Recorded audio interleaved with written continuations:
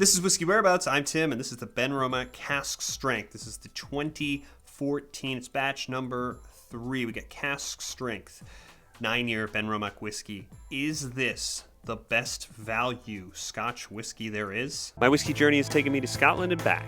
I've explored whiskey education, tastings, and distilleries from Islay to Speyside.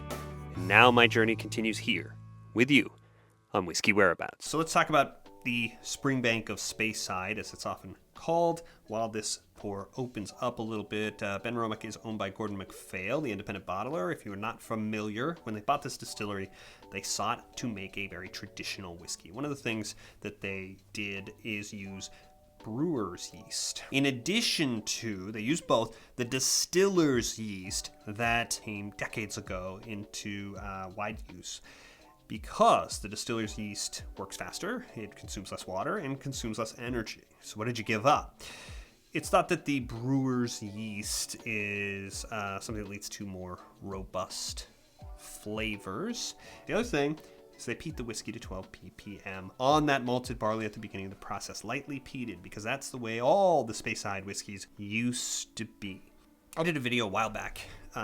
I'll put a link up here in case you're curious, talking about a book that I had that was taking account of all the sort of Scotch whiskey distilleries in the 60s and talking about this sort of transition, because prior to this sort of that time period, all the distilleries were still using the peat as a heat source, even those sort of lighter, crisper Speyside distilleries you think of. And so they're trying to recapture that. Core range is presented at 43%. Most of them punch above that weight as you experience them, especially that 15-year. Straight line arms at the distillery. Angled line arms going to affect how heavy the spirit is going to be. And straight is pretty neutral.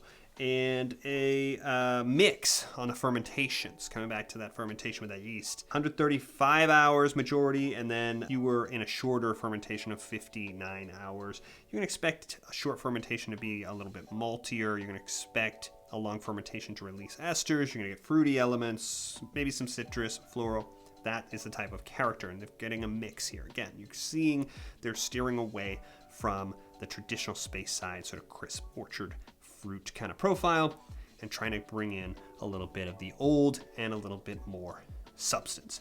Now let's talk about the substance in this bottle. This is the 2014, again, it's batch 3, and it's 60.6% whiskey. It was bottled in 2024. It's 9-year whiskey. My bottle code is February 20, 2024. There were 48 casks in batch number 3, and it was aged in first fill bourbon and sherry cask. But look at the color. Dark, coppery, really sort of rich color here for 9-year whiskey. Obviously, not a lot of water in the bottle relatively, at over 60%, but we've got those nice active casks. So I'm going to jump in now. It's had time to open up on this cask strength whiskey on the nose. First thing that jumps out is it's not that hot. I would never guess that we're knocking on the door of 61% on this whiskey and go right in.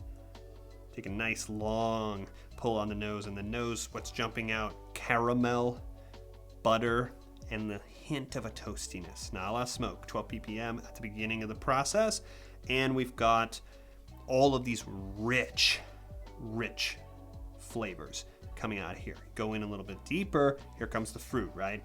Orchard fruit, apple, orange. We've got some of that sherry cask presence. That's what I expect that to be coming from. Baked sugar cookies, chocolate chips, semi-sweet chocolate chips. Now that fruit that I was talking about was apples, now opening up into a little bit more peach, more stone fruit rather than that orchard fruit. I'm getting a buttery quality all over this. It's a little salty, little with that sort of richness that you get from the butter. And there's another element at the bottom of this glass. It's clean, it's almost lavender, something. It's not soapy, it's not like cleaning product or anything like that, but it has that real clean character that is just sprinkled in at the bottom with all those big, bold, rich flavors. Let's go in on the palate now. Neat. Peat presence has announced itself. Get a nice ashiness. It's very, again, rich caramel. Orange right up front. That orchard fruit is kind of buried down in the mix. That sherry rich is a chocolate sweetness. there's a solid contribution from some pretty active sherry casks on this whiskey. There's a coffee ground bitter in here. There's a creamy vanilla in there. There is a presence of the peat. It's earthy, it's dry, it's mainland peat. What have I not mentioned? It's not so hot. It's just not. I'm sitting here. If I hold it long enough, I start to get that prickly black pepper on the tongue. I kind of get that effect of like, okay, I've held this long enough, but I have plenty of time. 61%. This doesn't present as hot to me as some of those big Octomore 0.3s that I've done on the channel, where they're so hot. Put a little one of those videos up here so you can check it out. This one is way more manageable. Neat. And it has been since the beginning. It just is not hot on the finish. Yeah, you expect to be kind of overwhelmed by this a little bit at this ABV on the finish. And you're just not. It's medium, very solidly medium, with the volume turned up. It's the hottest stage, as you expect. I feel that sort of nice warm kind of coming down through my chest as I'm talking to you. It's the most peat presence, dry, smoke in the sinus, ash on the tongue.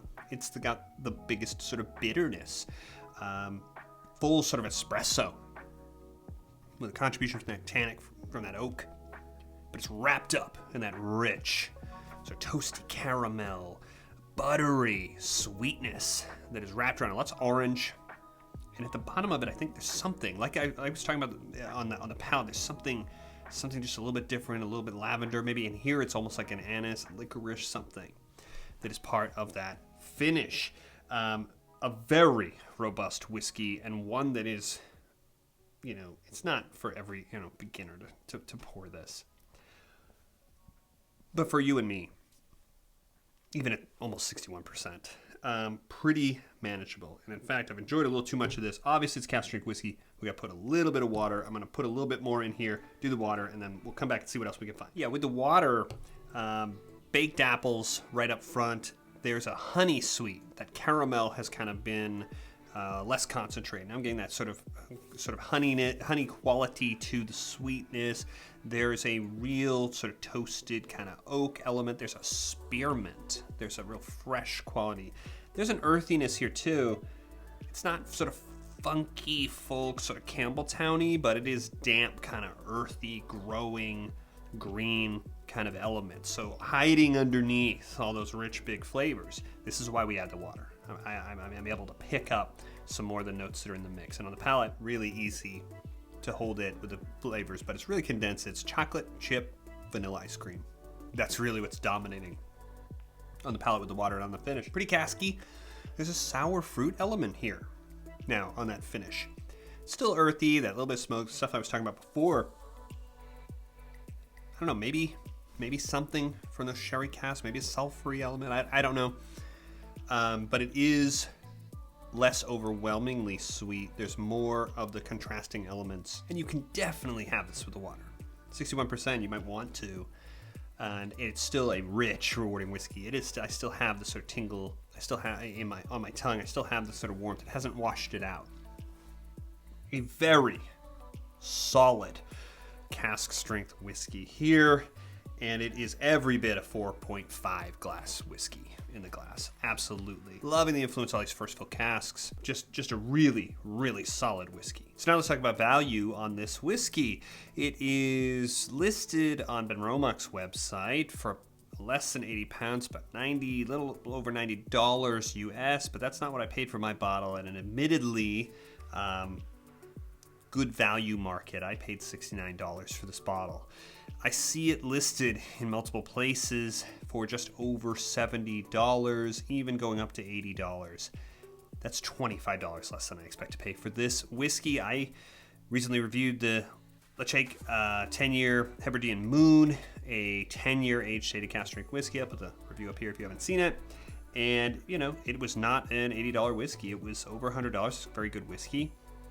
This is a tremendous value at that price. If you are able to find this, and they are batch number, so they come and go, and they're not everywhere, but if you can find this whiskey for anything close to $75, $80. It's tremendous value. I don't normally give it this much of a swing, but it is a full half glass on value on this whiskey. It's 5 glasses. Final rating on this one. What do you think? Let us know in the comments about the cask strength Benromach, and make sure you subscribe if you haven't. Big button is going to pop up right over here. I will see you on the next one.